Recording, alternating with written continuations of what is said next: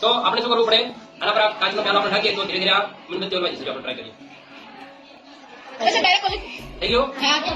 આગળ હવે આપણે આની અંદર શું કરીએ? પાણી નાખીએ. બરાબર? પાણીની બોટલ નાખીએ.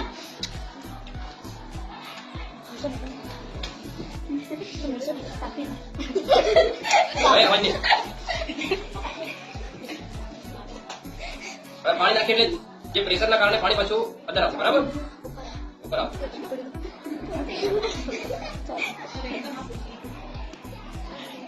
મસ્ત રહે. અવાજ નહીં.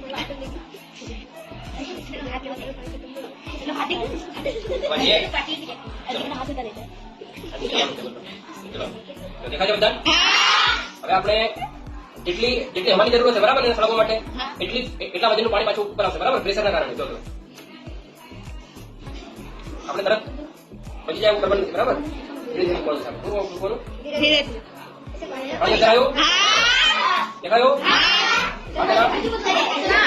આ ધુમાડો છે. બરાબર? આ ધુમાડો છે. બરાબર? એનો મતલબ શું કે જેટલું ઓક્સિજન હતું બરાબર તો ઓક્સિજન જેટલું અવાજને જેટલું ઓક્સિજન હતું એટલા ટાઈમ સળગ્યું અને ઓક્સિજન પૂરું થઈ ગયું. આટલા ભાગમાં શું આવી ગયું પાછું? બરાબર? ખબર પડે છે? બસ.